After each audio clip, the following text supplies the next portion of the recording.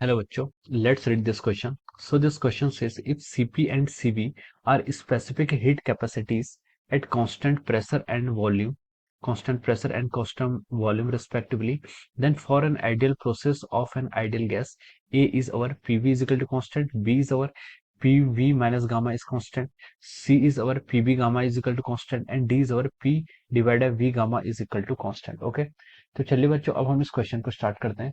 तो देखिए बच्चों इस क्वेश्चन का आपका की कॉन्सेप्ट क्या लिख सकते हैं, ठीक है। The key concept of this question is our our for adiabatic process, ठीक है। इसका जो आपका जो की कॉन्सेप्ट है हम क्या लिख सकते हैं, एडियाबैटिक प्रोसेस, ठीक है। एडियाबैटिक प्रोसेस क्या लिख सकते हैं आपकी, adiabatic process is the key concept of this question, ठीक है।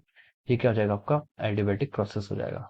अब देखिए आपका देखिए जो एडियाबैटिक प्रोसेस होता है, एडियाबैटिक प्रोसेस वो प्रोसेस होती है जिसमें आपका डेल क्यू क्या होता है, जीरो होता है। ना ही आपके सिस्टम पर आप हीट देते हैं, ना ही हीट आपके सिस्टम पर आप देते हैं, ना ही लेते हैं, ठीक है। हीट लॉस्ट और हीट गेन दोनों क्या होता है आपका इक्वल होता है। तो such types of process are called our adiabatic process, ठीक है। एडियाबैटिक प्रोसेस में हम बोल सकते हैं जैसे कि जैसे आपका क्या होता है, देखिए जैसे आपका टायर क्या क्या होता है, सडनली फट जाता है, ठीक है। This is an example of our adiabatic process, ठीक है। ये क्या होता है आपका एक एडियाबैटिक प्रोसेस का एग्जाम्पल है, ठीक है। द बस्ट ऑफ टायर, ठीक है, हम लिख सकते हैं कि the burst of tyre it is an example of our adiabatic process, ठीक है। एडियाबैटिक प्रोसेस में क्या होता है आपके टोटल हीट जो आपकी होती है डेल क्यू, वो क्या होता है आपका जीरो के इक्वल होता है, ठीक है। ये ऐसी प्रोसेस होती है जहां पर क्या होता है नो हीट कम्स होती है, ना ही कोई हीट आती है और ना ही कोई हीट क्या होती है सिस्टम से बाहर चली जाती है, ठीक है। तो इस तरह की प्रोसेस को कहते हैं हम एडियाबैटिक प्रोसेस कहते हैं, ठीक है। अब देखिए अब क्या होता है आपका एडियाबैटिक प्रोसेस की जो कंडीशन होती है वो आपकी डिफाइन करते हैं। हम देखिए जैसे P V gamma it is equal to constant, this is an equation for adiabatic process, ठीक है। पीवी गामा कांस्टेंट होता है, ये आपकी क्या होती है एडियाबैटिक इक्वेशन की क्या होती है कंडीशन होती है। या फिर हम इसको ऐसे भी लिख सकते हैं, देखिए T V gamma minus one is equal to constant, ठीक है। ये भी क्या होती है आपकी एडियाबैटिक प्रोसेस की क्या होती है आपकी इक्वेशंस होती हैं, ठीक है।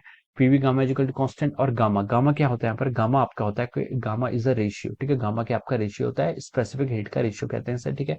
It is define our CP by CV, ठीक है। गामा को हम क्या करते हैं सीपी बाय सीवी से डिनोट करते हैं, ठीक है। ये आपका क्या होता है, this is the relation for the adiabatic process. अब उसने क्वेश्चन में क्या पूछा हमसे, रिलेशन ही पूछा है। Then for the adiabatic process, ठीक है, अगर आपको सीपी सीवी गिवन है, हमसे पूछा कि एडियाबैटिक प्रोसेस के लिए कौन सा रिलेशन ट्रू होता है, ठीक है।